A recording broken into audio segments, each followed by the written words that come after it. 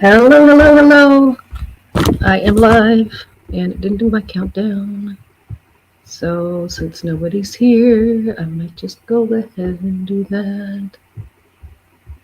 Uh,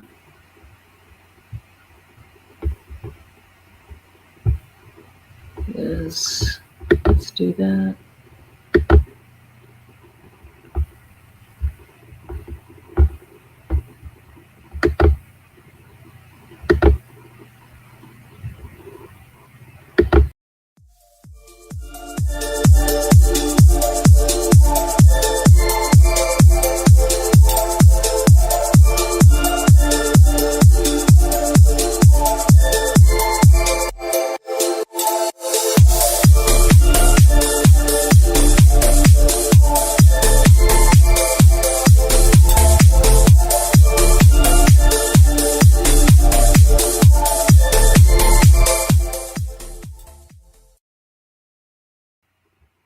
Hi, guys.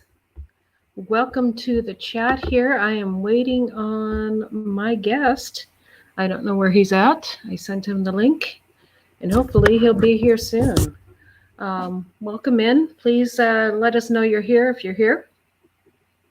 If he doesn't come in, I'll invite somebody else up. If not, I will. Hey,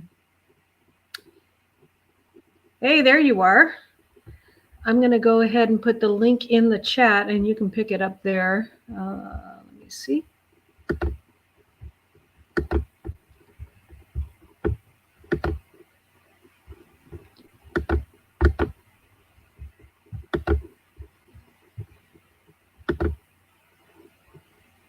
There we go.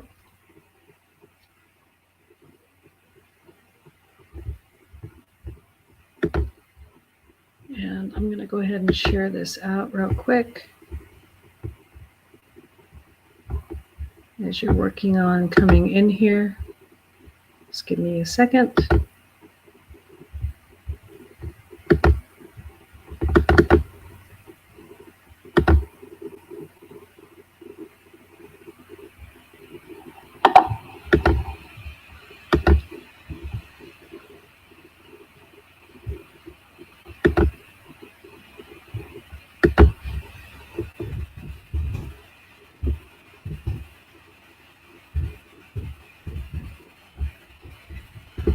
I hope everybody's having a great day.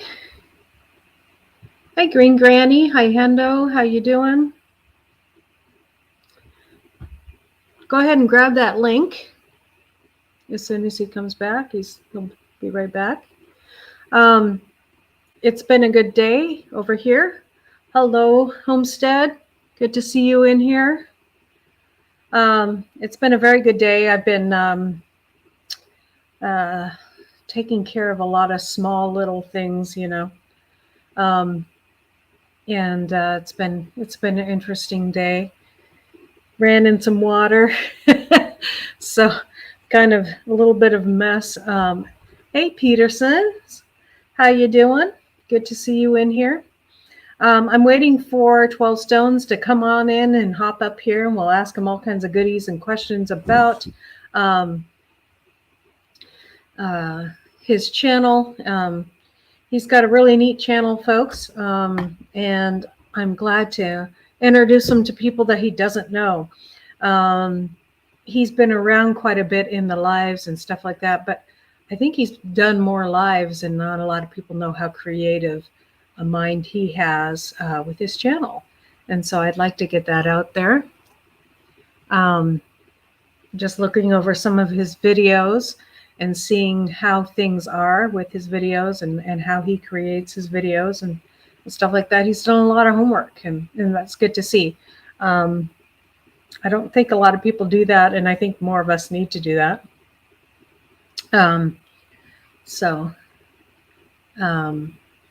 Hey, 24, good to see you.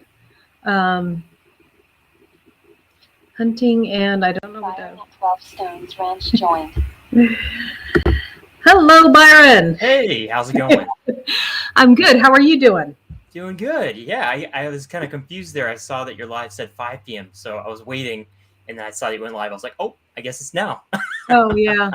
I don't know why. Whenever I do it on this platform, it Uh-huh. it changes the time on me, and so maybe I need to check it on other computers. Then I set it up on this computer, but I need to check it on other computers to make sure it's right. Because I think it was saying 5 p.m. because it was saying the West Coast time, which this computer is set at. So Right. That makes sense. yeah, yeah. So sorry about.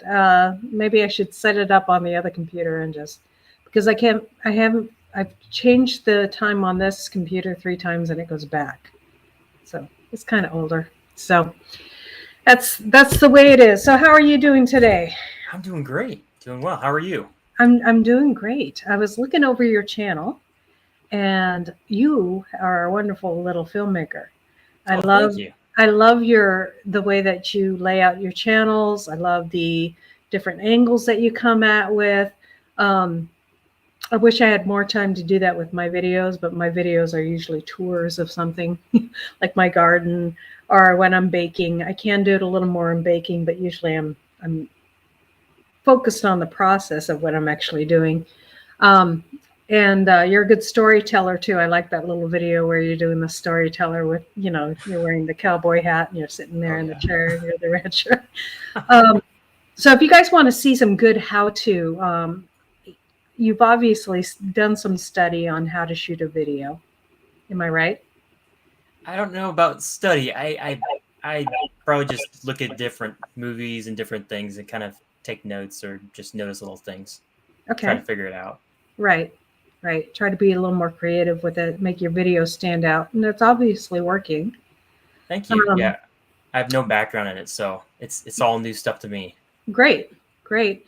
One of the things I noticed that you don't shoot that many. Is that because you want it to look a certain way, or um, you know, is it work issues, or what is keeping you from creating more often? I I should would say. say yes to all of those, all the Okay. above. So Yeah. it takes time to do all that, and I like to kind of plan it out or think about it for a while. Oh, you got Uh-huh. your friend there. I hear. Yeah. Norman's barking at my grandmother or my mother-in-law who's just come home. All right, that's your door alert. Yeah, my door alert. Yes. A lot of people have those ring doorbells where it just starts chiming and it shows your phone exactly who's coming. But you don't Yeah. need that. You've got your No. furry friend No. there. And I know when it's family because he doesn't bark, except for my mother-in-law. There you So, go. yeah. So when it's silent, you have to be worried. When it's silent, I know it's my husband or somebody that, Oh, yeah. And he gets very excited. Anyways, sorry about that. that's okay. Um, so yeah, all of the above. So do you work full time other than ranching yeah? Yeah, I work for full time. Yep. Okay, cool. Hi, Danny. And Don't avoid the question, Byron. Oh, you don't have to tell us what you do if you don't want to. oh, it's fine. I work in IT. Oh, okay. Yeah. Nice. Nice. So that explains a little bit about the understanding of editing a little bit. Yeah, a So, little bit, I guess. I mean, yeah. there's people that know computer stuff and not very good with editing, and Yeah, it just takes time and a lot of patience. And it a lot of does. time. A lot of time. It takes well, I noticed that the videos, like sometimes I'll use 2 cameras or 3 cameras, and that's where the time really comes in for me because I want to get different angles, but it's not always easy. So when you're bringing in those different cameras, especially with baking, I do one in the bowl and one at me so that I don't have to keep on changing the camera. That's really smart. A lot of people don't do that. It's difficult to like stop what you're doing, reposition the camera, and then start recording again, and then try to remember where you were exactly in that process. Right, right. So, hi, Sheena. So, you have cows. Huh? What kind of cows are they? Because I They, didn't recognize them. yeah, they are scimitars.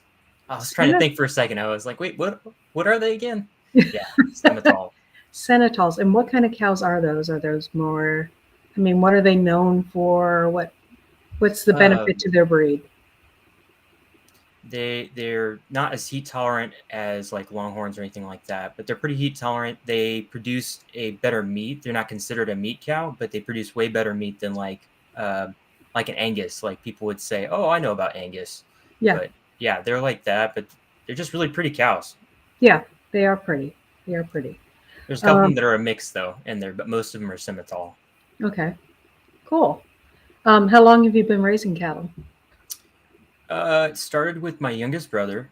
He wanted to show a calf as an FFA project, and it kind of grew from there. So technically, they're not my cows, Uh-huh. but I help out with them. They're my parents' cows. Oh, okay. But it started out with one cow, probably Okay. about 10 years ago or so, and grew from there. Okay. Cool.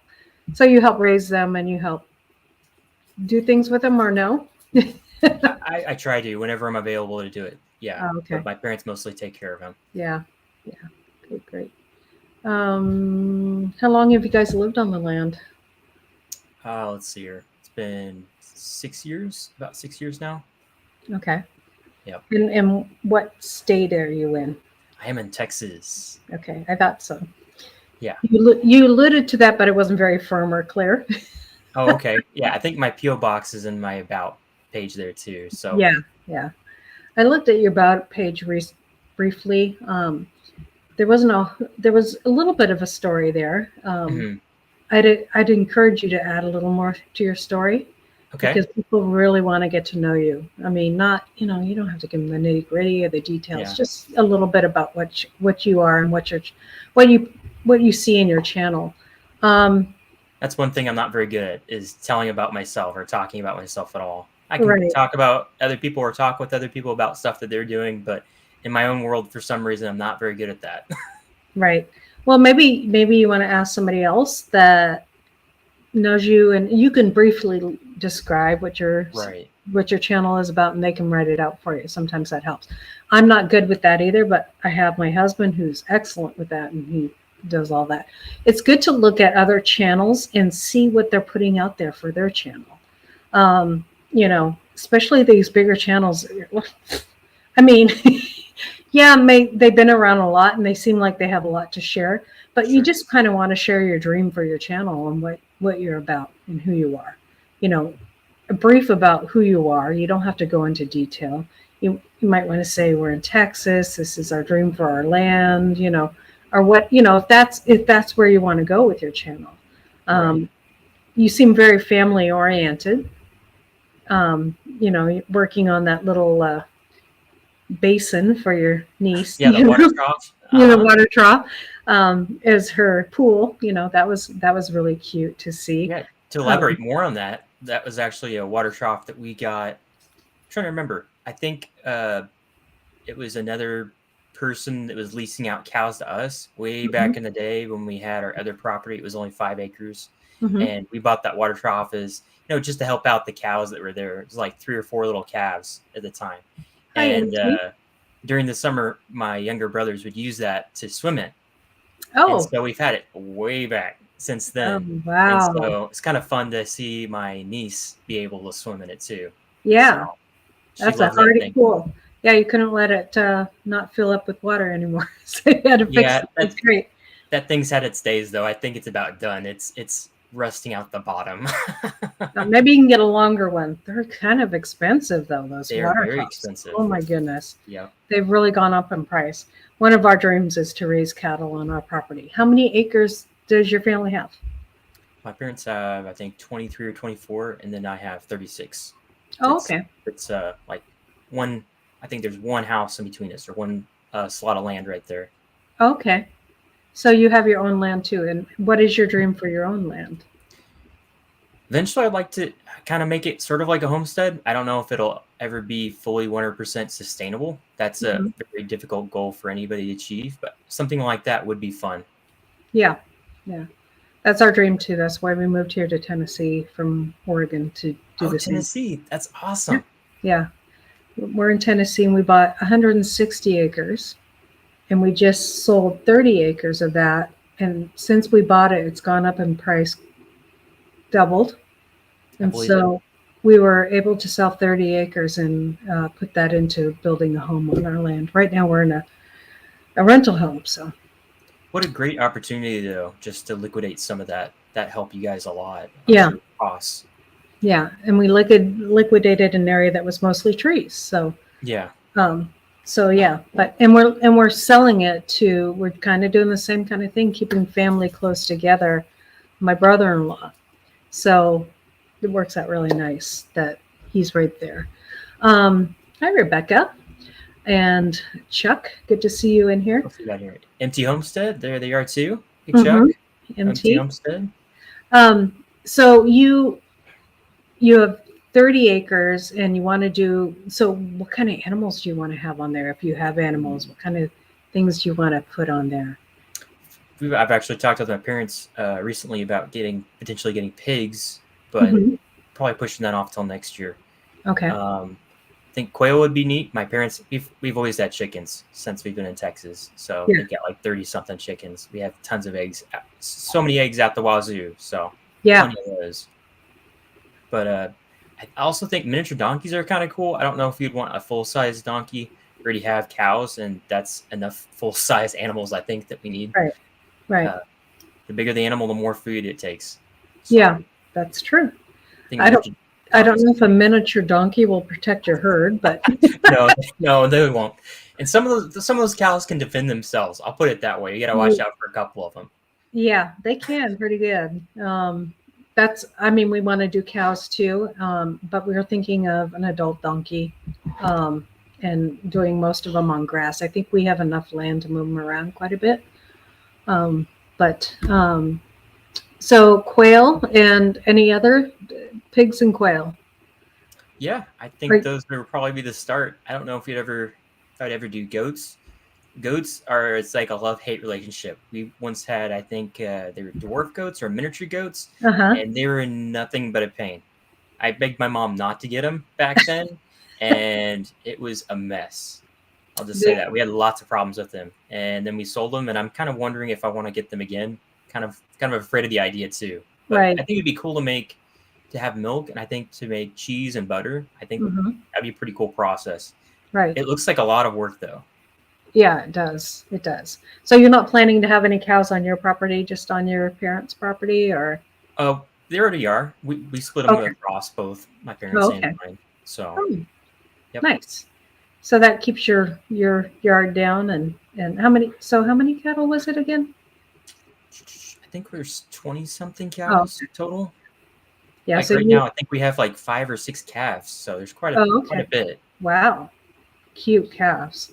They are the cutest little calves. They are.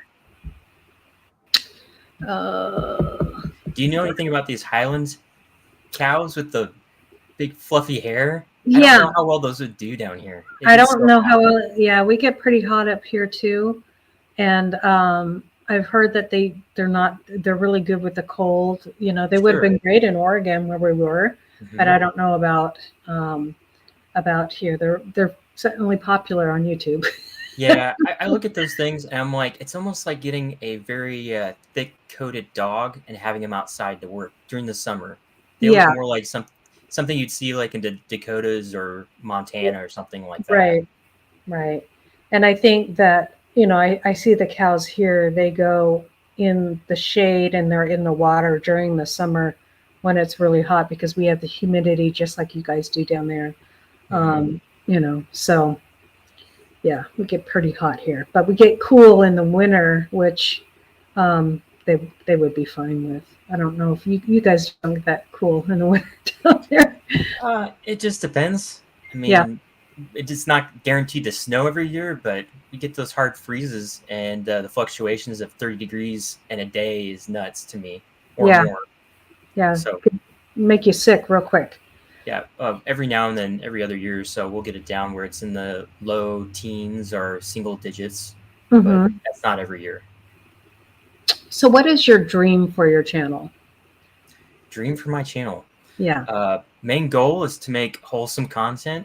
I think that's just the big thing. I mean, there's enough of those main media outlets that don't create very wholesome content. And whether it's just me outside and I'm showing them the yard or a couple cows, at least that's one more second or minute that they're not watching one of those other things. So I think basically the main goal. The other thing was too, when I first started, was to keep myself accountable with doing a couple of projects. The only problem is that doing the project and doing the recording at the same time and trying to plan that out is a lot. Yeah. It can be simple or it can be hard. And I think right now I'm very good at overcomplicating things. Yeah. I'm very good at that. So Yeah, I I think could somewhere see in there, that there has to be a healthy balance. because I'm the primary recorder. Hmm. And when we're doing a project, my husband's all about the project. And he wouldn't be able to think about where the camera's going to be and all that stuff. So I'm glad we have a team. But I could see how that would be hard.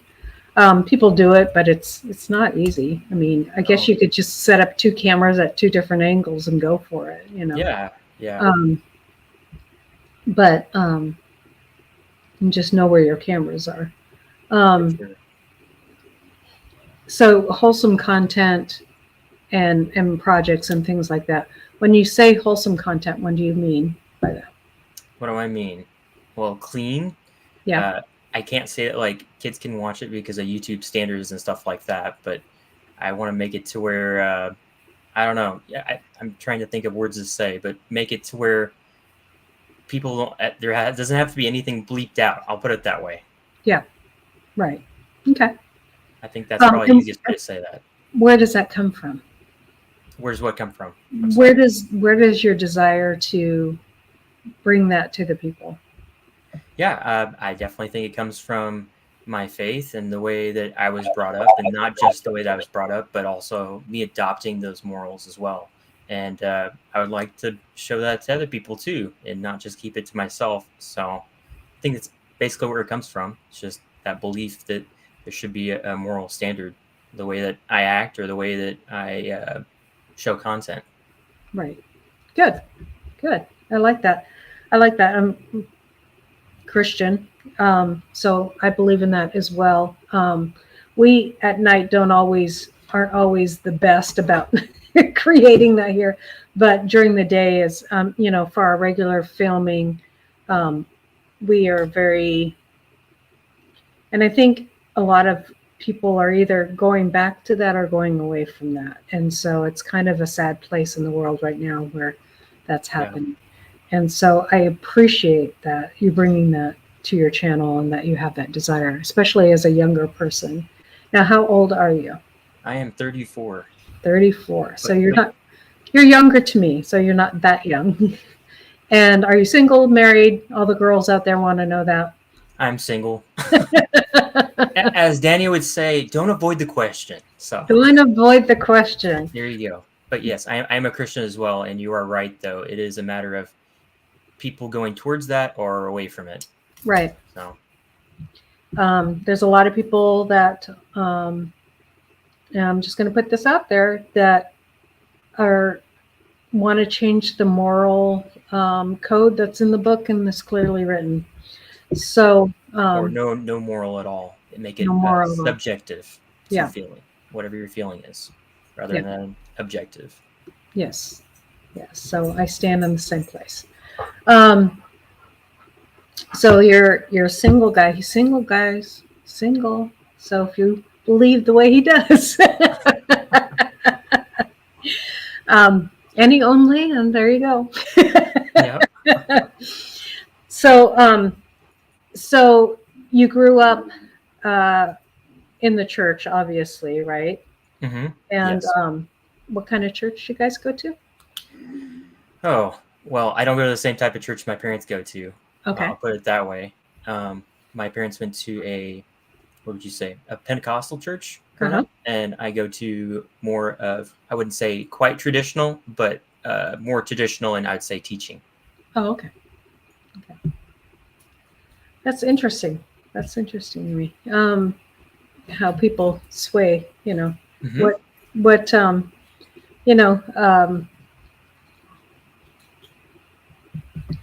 I was trying to think of more. I went through your videos, but there wasn't. You have really good content. Oh, thank you. Videos. You do. And fun content, creative content. I love the way that you film it. I love the way that it's shot. You got good introductions and all of that stuff. Um, there's just not a whole lot there. Right. So,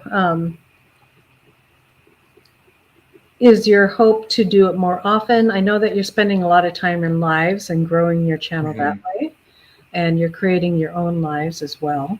Um, is it that you want to grow your channel through lives, or you just want to grow it with content? What is the hope? That's a great question. I've been trying to answer that for myself, but Hmm. I think probably more through content. But I've been told also that people enjoy the lives, so I enjoy doing those too. Um, Right, it's just a matter of like, hey, what do I talk about during a live? And I'm not always the best, especially when it feels like it's a one-way conversation because I right. can't see the individuals right there, but I can visualize that there are people there. So, do So you ever think about inviting people up, or do you worry about that, or because of how you want to keep your channel?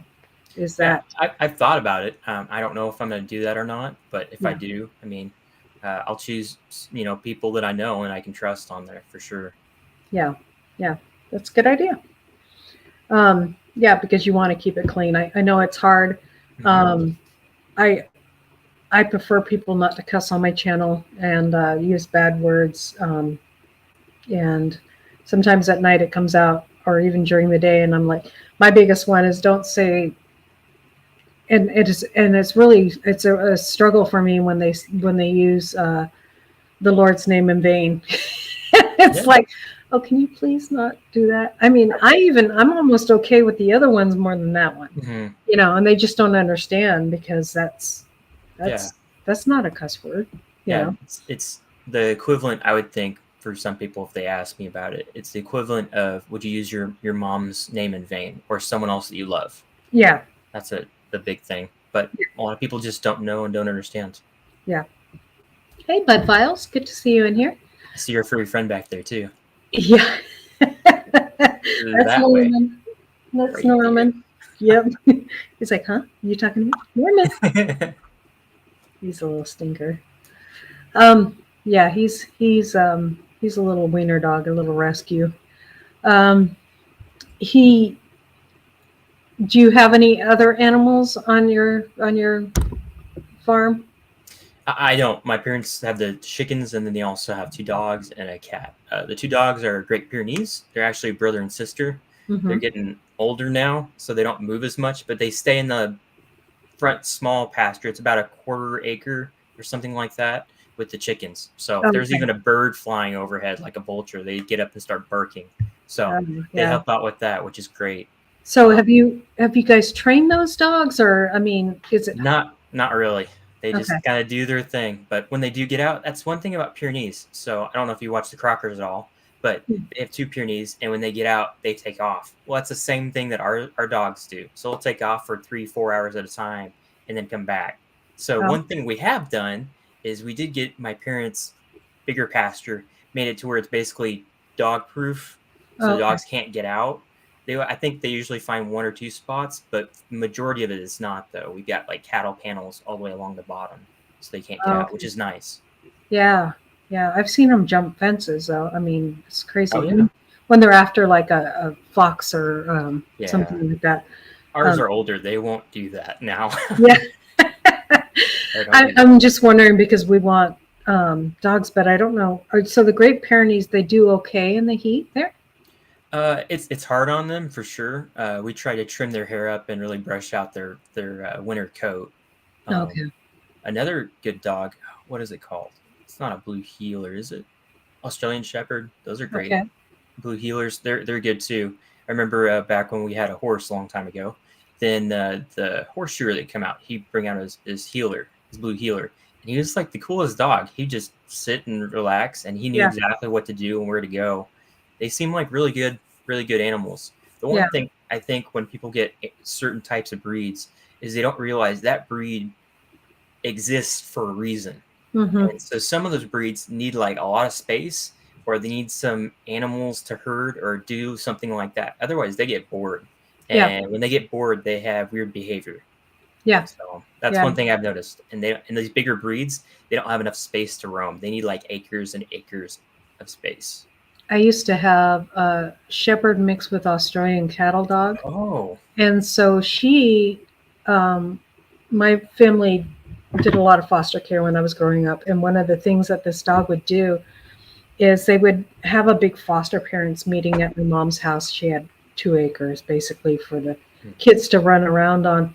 And when the dog noticed that they were going too close to the edge, she would start hurting the kids. It was the funniest thing. yep. Thank God she didn't nip at them like they tend to do, but she would just herd them and not let them go away and then one tried to go out the road and to the street and she just sat there in front of them and barked and got our attention. I'm just like, oh, that's so awesome how this That's a just good dog. embedded in them. Yeah. Yep. He also played baseball with the kids and brought the ball back when there wasn't enough people to play. She'd bring the ball back to the pitcher. That's cool. Our dogs would not do that though. Our dogs will not fetch. They just like look at it and go, "What are you throwing that there for?" Yeah, I'm not gonna chase things you throw. Yeah, you're just like, I don't know what you're doing. Yeah, that's awesome though. Norman will go after balls for hours. I don't know what it is, but they're meant for ratting, and I had a Boston Terrier that are meant for ratting too, and you could tell because he broke through a fence one time and killed a possum, and I was like, okay, I guess that's in your nature and your breed right there. Looked like a rat, so you got it. That's what they do. Yep, they do that. So that's awesome. I look forward to training some dogs. For chickens and things. We definitely have a lot of coyotes on our property. Oh, So we're leaving them until we move in with chickens, and then maybe we'll put up some traps and things. But because there's so many mice out there right now on the land, I'm not going to bother with them. They can take care of as many of that stuff as possible until we're ready. might want some barnyard cats then. Yes. Yes, exactly. And hopefully these dogs will be okay with them. I know that Norman will, but so what is your plan other than just, do you want any for family and all of that? What is your plan? I mean, do you want to grow a garden? Do you grow a garden on your family's lot there, or what do you guys do there? So this year, I didn't get to. I helped a little bit, but my parents did something different. Probably sure you've seen like a protein tub, right? Do you even know what that is? Like for cattle, it's a big, huge. I don't know what you would. It's probably about 50 gallons, something like that. And there's the big tubs, and we literally just put like some landscape fabric in the bottom, and put some fertilizer down the bottom. But what you can do is you can keep water in the bottom, and we planted all sorts of different things in them just to try something different, because we were having some issues the year before planting in the ground. We're not sure exactly what the mixture problem is of the dirt or the soil. Yeah. So this allowed us to actually, I think most of it survived a lot of the heat. It didn't produce a lot of tomatoes. I think, what else did we do? Bell peppers. Didn't really produce a whole lot, but it actually grew. It grew a lot. So we had some corn too. Right. Everything looked great. Just didn't produce very much. Right. So you just got to check your soil. Yeah. Your co-op is a great help for that. You probably already know that. You can ask your co-op they'll do free samples a lot of the time. Yeah. And you can check into your soil.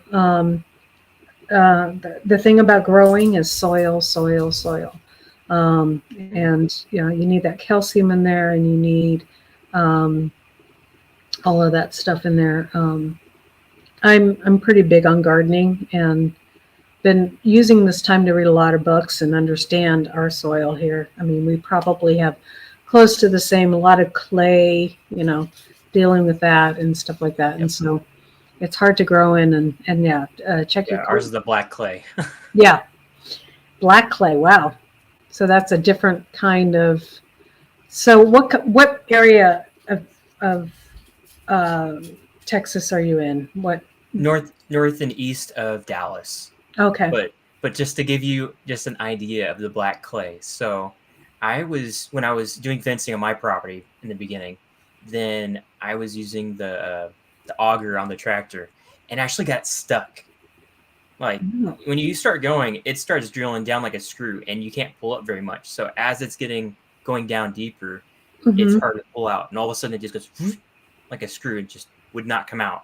Mm. Everything I did with the tractor, I couldn't get it out. So I literally had to dig it out. So that was not fun. It Wow. turned out something that should be simple into like a couple hours and the heat. I think it was like in July or August too at the time. Oh wow. So you're But doing it like major heat time. yeah, Wow. Yeah. Yeah. Our problem is clay and stone. I mean, yeah. in this area of Tennessee, we're in central Tennessee. It's clay, and then just stone. So Like limestone or something else, shale. um, no, Okay. I forget what kind of stone it is. It's like a stone that turns into kind of a crystal kind of stone. It's very interesting. Oh, I think it's shale. gotcha. Mm-hmm. At our past property, we had lots of, I think it was limestone or sandstone, something Mm-hmm. like that. But literally, just to dig a post hole, I had to dig 2 or 3 feet round in radius, and then dig down like 5 or 6 feet, just so I could put a post in and Oh chisel wow. out all the rocks, Yeah. put dirt back in it, and then put some concrete around it and let it harden, and then Yeah, we're bury thinking everything of again.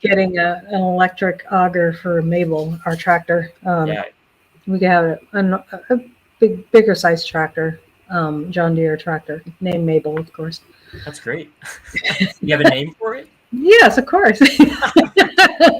We even have stickers. Yeah, Oh, really? yeah. Okay. This is Mabel. Like Oh, okay. stickers and T-shirts and all that stuff. So when you're doing things and you're like, man, this looks like a job for Mabel. Maybe it's Maybelline. Let's do Yeah, this, there you go. right? Yep, maybe. My husband named her. He loves his tractor. Oh my goodness. That's awesome. Yeah. And we needed it because we needed to clear trees to put down power lines. We bought totally raw land.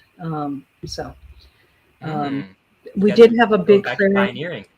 Yeah. Yeah. So we put in power lines. Right now we're working on the septic. And then after the septic's done, we'll be going ahead and putting in. So the septic should be working on closing up in about a week and a half, and then we're going to go ahead and work on the ground for our house. We already have the house. We're building a barn dominium in name only. That's Um, awesome. yeah, so it's exciting. Hi, Chicken Beak and Drunken Chef and Linda Peterson. Good to see you all. Are the requirements pretty stringent there? Pretty strict? No, They're not. So like you could do a leach field instead of a aerobic system for your septic. that's the only thing that's very strict is our septic. That's what I was wondering. It depends Yeah, on where you are because some of them are ridiculous. They'll the test the soil and and do lots of stuff. yeah, they are pretty ridiculous. But that's septic, and they have to check our electric. That's the only permits we have to pull. We're in a very rural area, That's very small awesome. town, so not a lot of rules. If we were in the county that our rental homes in, it would be the opposite. So Mm. I'm thankful that we don't have to pull a lot of permits and stuff. Um, so it's very wild west out there. Everybody's got their pew pew, and you know, um, but everybody's friendly, and I mean, it's not like growing up in Oregon. If you'd see that, you'd go, "What's this about?" And here Right. it's like, "Oh, that's just Joe Smo." Hmm. He believes in carrying that. That's okay. You know, Right. so it's a different kind of world out here, and I love it.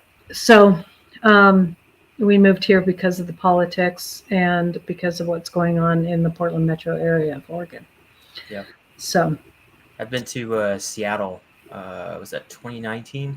uh And huh. I didn't realize how bad it was. I went there with a couple of friends. Went up to. He's actually from Canada, so went to Canada and came down. Visited Seattle.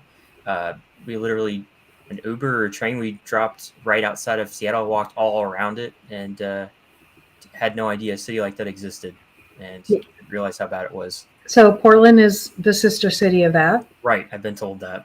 Yeah, and they are worse now than they were in 2019.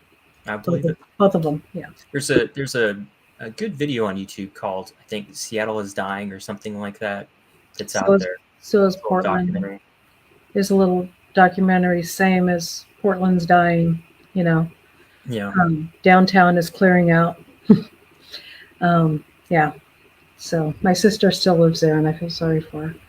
And she lives in the outer skirts of Southeast Portland, and she, it's just as bad there. So it's not just downtown in Seattle either. It's not just downtown. So Yeah. Texas is a good place too.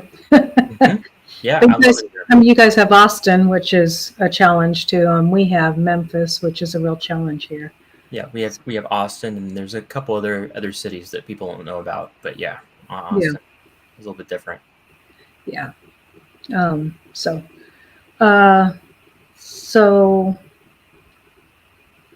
what else was I going to ask? So no, what are your plans for? Do you have any future plans for videos that you want to do, or? I do. Big thing that was holding me up for that was cost of fuel and also the heat. Those are the two main things. Like I thought I was a wuss. I've been getting over an injury, happened a year ago or so, and had surgery on it. So I've been trying to get back into shape. So the heat bugs me a lot. But then I had my brothers out there one day with me, and they were dying faster than I was. So it was like, okay, so it's not just me then. Okay, it's hot out here. It is.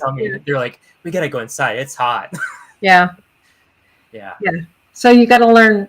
What I've learned is to work in the early morning and late at night, which is hard when you have a job. I mean, probably late at night is easier for you, you know. Or a weekend if I have one available. Then I have to really plan it out way ahead. Have to block out the schedule. Have to get everything lined up. And as you said, like when you're trying to film something, you have to think it through, write down notes of like what you want to do. And a 2 or 3 hour project is going to be a lot longer than that if you're trying to film it. Right. It's going to be more like 5 or 6 hours. So do you do like a storyboard or anything like that? Some film people do that? This last one, I did kind of wrote some notes down thinking about it because you can't just, I can't anyway. Some people can just jump up in front of the camera and just start saying stuff. I'm not very good at that. I have to think about what I'm going to say and do a couple takes. So I'm more wing, just fly off the cuff kind of thing. You know, I'll see something in the yard and it will inspire me, and I'm like, okay, we're filming a video today. Or, you know, I plan on my baking ones, but that's about it. Speaking of gardens and stuff, I like your garden. That you have a really good garden. It was nice. Thank you. Getting lots of caterpillars trying to eat things up, though. That's not cool. No, but you know, I do organic, so that's what happens. You know, Gotcha. I don't believe in spraying a lot of chemicals, and I say I'm going to spray something, and then I never spray it. Have you ever tried like orange oil? I know a lot of people will do stuff like that. Yeah, I just don't like to. I go out there and I pick the stuff off, or but yeah, I believe in orange oil and a lot of those things. I'm getting used to the heat out here too. Oregon is very mild. I mean, right. We had the ocean. Yeah, we had like maybe 2 days a year that are 112, you know, instead of most of the summer here. That is like 110. Yeah, we're about 100, but then, you know, like for a month we're about 100, and then, you know, with the humidity of 110. So right. So that's something to get used to. And so when it's the cool part of the day, it's hot, you know. And then there's a lot of bugs, mosquitoes here really bad, because everybody waters, or they and then it runs all into the central area, and then mosquitoes just gather there like crazy, and it's Right. really, really odd. So Makes sense. Are you yeah, guys gonna be building a basement? no, No. we're not. No, we should, but we're not. That'd We be a do, dream of mine if I get to build a house, a barn dominium there. Like I want a nice deep basement. yeah, we're gonna do a root cellar slash storm shelter because we're in Tennessee, so we do have the stuff, the tornadoes that like Mhm. to swirl around and shake us up. So that's a lot of fun. So we need to make plans to build that. We started off really strong. We started lopping down trees, got up our power, and then we kind of went up. Things prices started rising up around us, and we kind of went. Eek. So we're Yep. like, okay, we got to rethink this stuff, and we also had this thing where we my husband and I were just going to move out on our land, and we're going to do the tiny home thing, and Mhm. just do it all cash, and that was our big plan because we big believers in um, Dave Ramsey and all of that stuff, and just doing that. Hi, Ginger. And so uh, we had to slow down, back up, and because my mother-in-law needs to move in with us. She's had some health issues and doesn't want to live alone. And there's not a whole lot here in Clarksville, Tennessee. There's not a lot of assistant living or any of that kind of stuff. And with my nursing background, I'm like, she can come move in with us, but we're going to have to do a house, and we're going to have to do this. And so Yep. we're doing the house and designing it ourselves with proper size doors. So if she's ever in a wheelchair or we're ever in a wheelchair, we can get through those doors and do all that stuff. And because it's our forever home, it's we plan to retire there as well. So That's great. She can come live with you. A lot yeah, of people don't have the ability all the time to do that, so that's great. yeah, I'm very thankful she can do that, and if my mom needs that too, she can always come take care of her. Big believer in taking care of our family. So um, just we'll do that and just take care of her, and have that family around us, and then my brother-in-law will be there too, next door to us. So we'll have not my family's mostly in Oregon, and I have family in Texas and in Canada, and so just kind of all corners of the Those are all spread out. yeah, all spread out. So my mom's family is in Oregon and California and Texas, and my dad's family is all up in Canada. Um, so we came from Canada. But yeah, so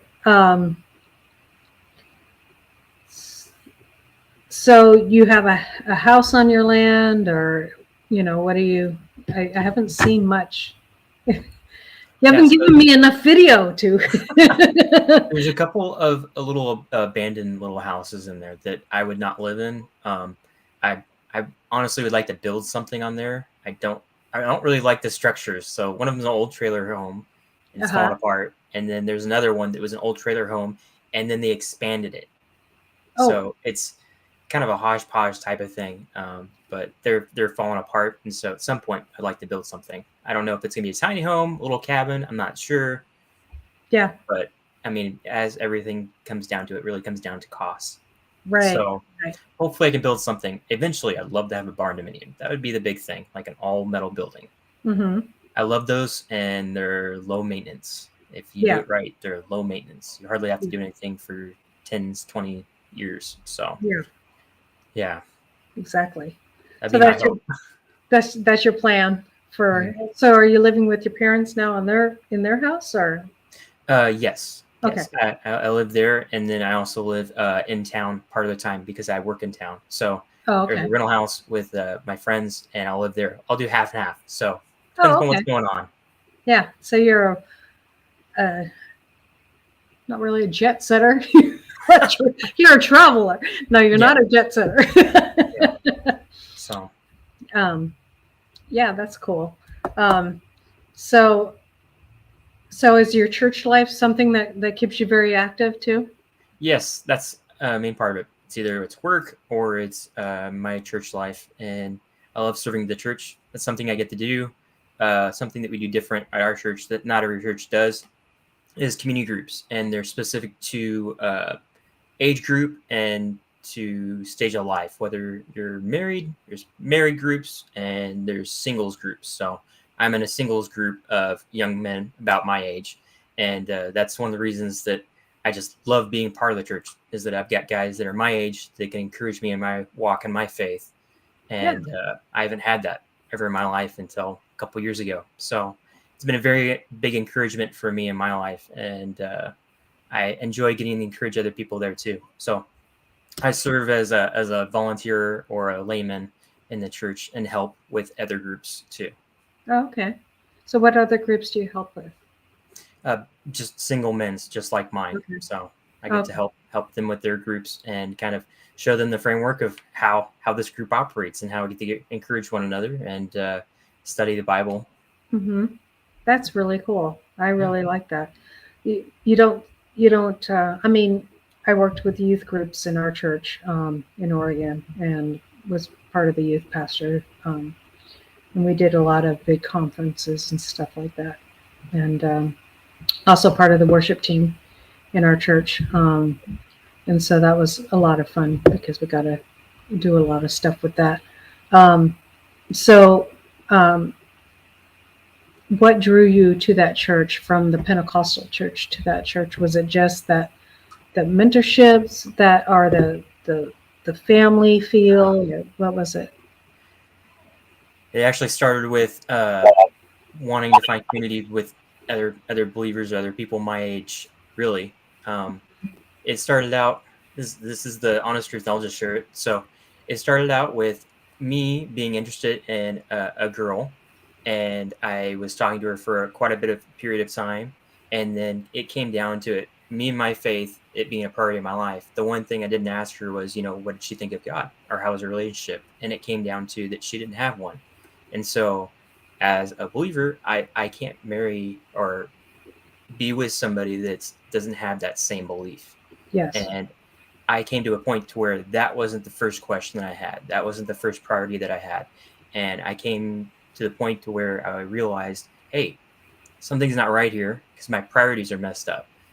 What am I missing exactly? I'm missing some other men that are my age that can encourage me in my walk, and I can do the same for them.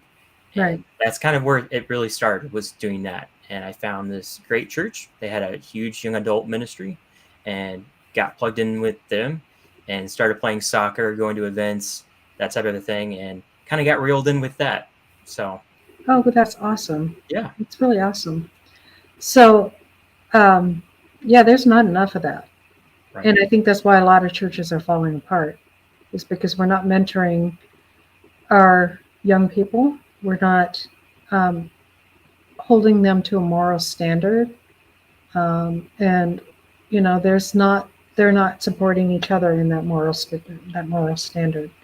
Hmm. And so that's awesome. I mean, you found your way through somebody that wasn't going to work out, but Hmm. maybe you'll find somebody that will work out that way, and that's really cool. So they do that with women in that church too, or Yes, they do. Yep, that's they do awesome. the same thing. That's really good. I That was one of my first questions: is this man a Christian? Is this man love the Lord like I love the Lord? And Right. so I'm happy to have that. Um, very important to me because I believe that's more important than race, color, creed. You know, Mhm. it's if you don't believe the same way, you're going to fall apart. Right. You It's know, what's that one verse? I can't remember how it's and described, we, but basically, if a house is divided, it will not stand. yeah, So yeah. And if you're unequally yoked, then right. yeah, exactly. And I think that goes for. I mean, there's a lot of Christians out there that say they're Christians too, and I don't want anybody to feel that I love everybody. God calls us to love everybody as they are. Um, this is a standard that I believe in. and I believe in truly because it holds on to. I think the reason why we're falling away from simple guidelines that keep us healthy, keep us happy, and keep we're built in the image of God for His creation, not for ours. And so that's just something I believe. And so I don't want anybody to feel like I'm not happy to have you here. I'm happy to have everybody in our chats. So I don't want you guys to feel like but I will stand up for what I believe in as well, and not apologize for it. So that is awesome. That's one thing that I've noticed, that I grew up in the Vineyard Church. Before that, we were in a non-denomination, which is a non-denominational church. But before that, we were in what is it? Dutch Christian Reformed Church, which was very legalistic. And at that time, my dad was drawn to this church that was more charismatic and more believing in the gifts for today, and the Dutch Christian Reformed Church doesn't believe that. And so it's very interesting, because I'm coming to a place where I believe that the gifts are for today, but we need the Word of God more than anything, because we've gone too far from the Word of God. And so it's very interesting how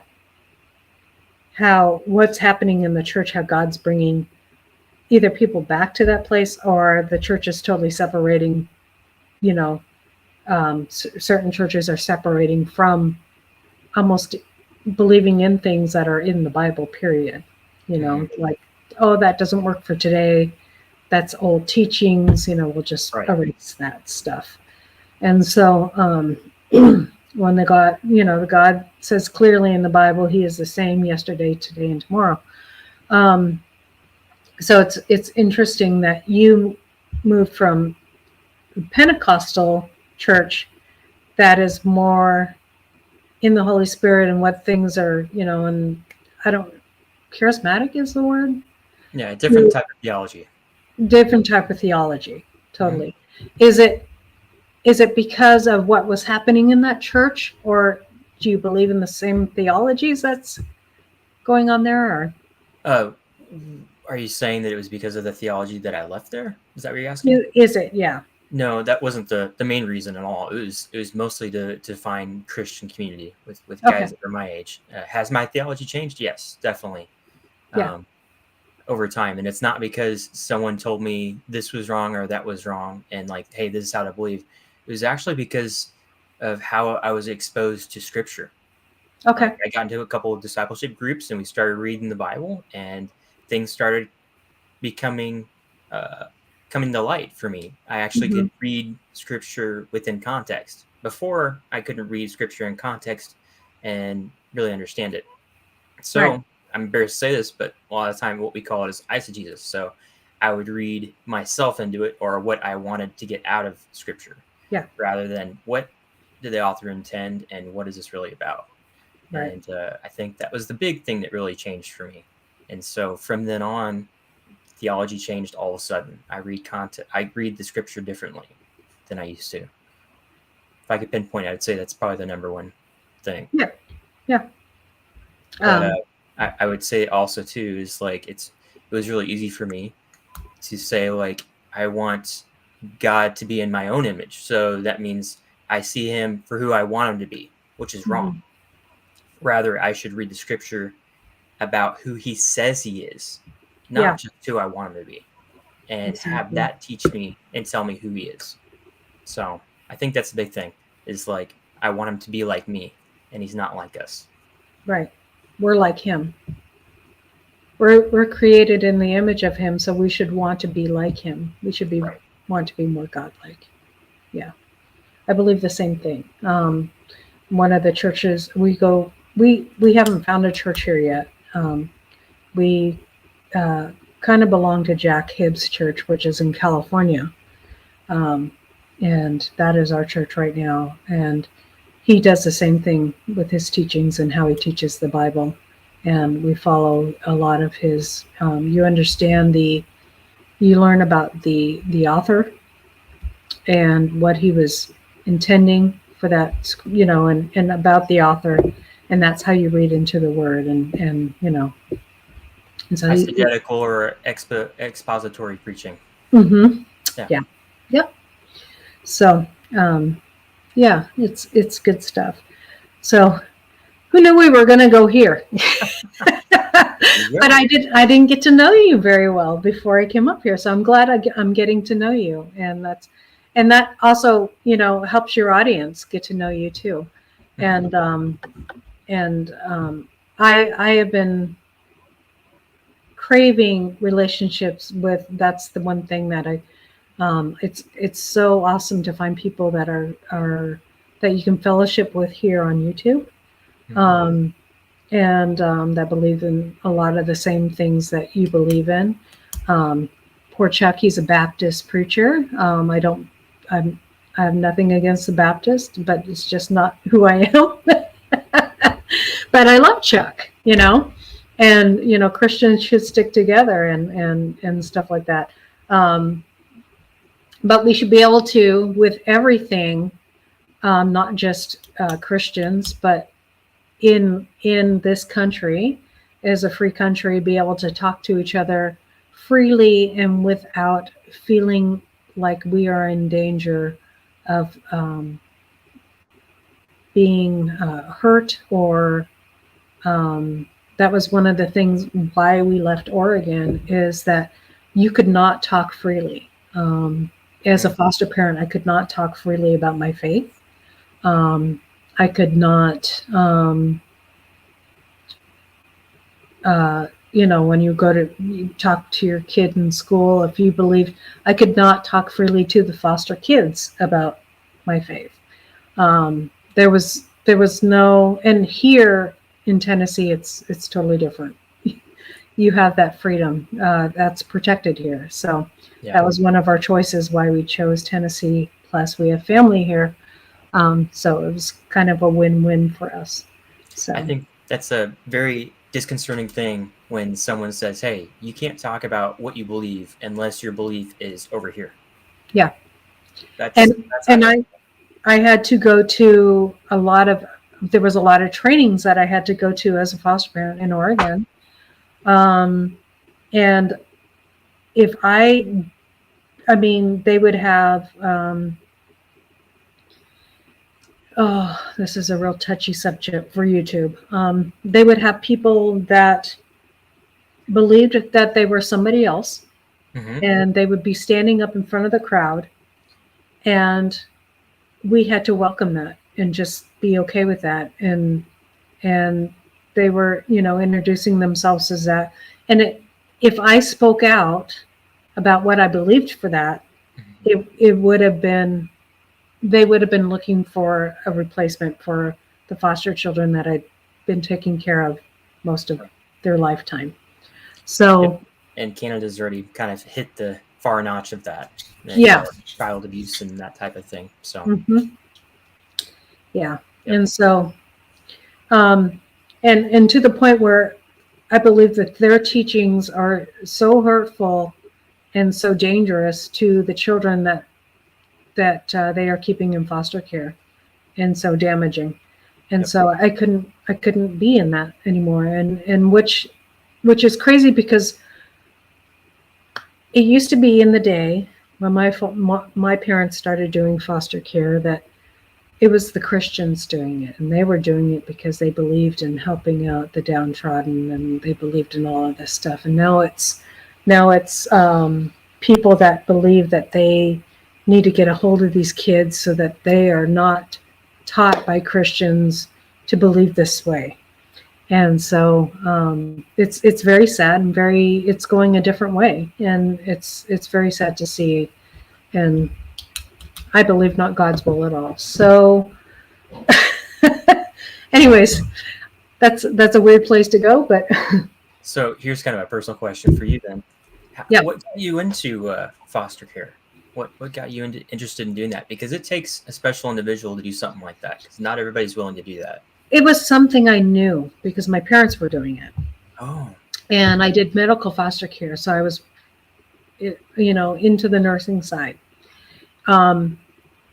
So we started with kids that were, my mom took in kids that were having drug withdrawal, and methamphetamine was a huge problem in Portland, Oregon in the 80s, and crystal meth was a huge problem, and heroin, and still is, and so we would get these babies that were going through withdrawals, and that's what we started with. And then my mom worked in a hospital as a CNA, and she took home some severely handicapped person, young person, and so it just kind of started from there, and we grew to love these people. And and so my sister, my mom was too old to continue on, and so my sister became a foster parent, and my mom had a young person in her care. He was 8 years old because he couldn't be put in any other foster home. He had to be put into our home because we had the ability and know-how to take care of this child. He was deaf, heart problems, couldn't walk, hydrocephalic, just all these things, and then had behavior issues on top of that. And so we had dealt with all of those things before, and so he went into our home. And then, so my sister took over my mom's foster home, and when they were going through that process, they wanted to move this child because there was too many adults in the home, even though the adults couldn't even get out of bed. They wanted to take this child, and this is all this child knew, out of this home. And so we wanted to keep him in the family, so I took him on as a foster care. And then I had met my husband. This is my second marriage. I was originally married and divorced because my husband was physically abusive. And so I met my husband. Here I am with this foster child, and he falls in love with this foster child too. And so we decided to foster him together. And so we went into marriage with this young man and fostered him until we couldn't do it anymore because of the rules that they were saying, and because he wasn't adoptable, because his mom was still a guardian of him and would not give up guardianing of him. Otherwise, we would have adopted him and probably brought him to Tennessee with us. So we didn't end up doing that. So unfortunately, and so that was one of the hardest things I had to do in my life. I had to give up this child. And I prayed really hard that he went into a good home, and I'm pretty sure that he's in a good home. But you never know. So I just continue to pray for God's protection over him. But it broke my heart. I had to leave this child, and so it was hard. And so here we are. That's the hard thing to do, isn't it? Just anything in life is releasing control. Not that we have control from the beginning, but just releasing that control and submitting it over to God. Yeah, that's a difficult thing to do, especially with something like that. Yeah, and believing that this was the true path for us, whether it involved him or not. Who knows if we'll ever do that again? If we'll ever do any more foster kids? But I'm here for my mother and the knowledge and my mother-in-law, the knowledge and the things that I learned taking care of medically fragile people. I'll be able to use taking care of my mother-in-law, so that's good too. So it cycles through, and maybe this is my purpose now. So But yeah, so What a cool gift that you have to be able to care and nurture like that, and just the opportunity that you had with those kids. That's amazing. it was an honor. It truly was an honor to take care of him. Um, now you're getting me all verklempt. It's okay. It's all right. It's all right. It was The an, allergies this time of year. They yeah, get yeah, you, it's you the know? allergies. It gets you. It was a true honor to take Yeah. care of him, and that God gave me that time with him. And I know he watches our videos, and so he still gets to see us, and that's one of the motivations for still doing videos. So That's awesome. yeah, and he gets to see his doggies too, huh? Oh, of Yeah. course. Because he would throw the tennis ball for hours for this dog, and he would chase it. One of his loves to do. So yeah. That is so neat. Yeah. So anyway, so that's probably, we've been over an hour. I usually go an hour. There you go. So, it's gone by quick. We've had some good talk here. So anyways, you guys go subscribe to his channel because he is a good guy. And I learned, Brian, I can't wait to learn more about you and your channel. And I hope that you bring more of your goodness to your channel and share some of that with us, because there is not a lot of younger people that are standing in the place that you are. And that is a blessing to this world. And so I thank you for that. Oh, And thank I you. mean That's that- very kind I of mean you. that from the bottom of my heart. Thank you. So thank you for that. So go check him out, guys. 12 Stone Ranch, and let him be a blessing upon your life too. So we'll see you guys next time. Take it easy, guys. I gotta find the button. This is not the usual program. Okay, end stream. There you go.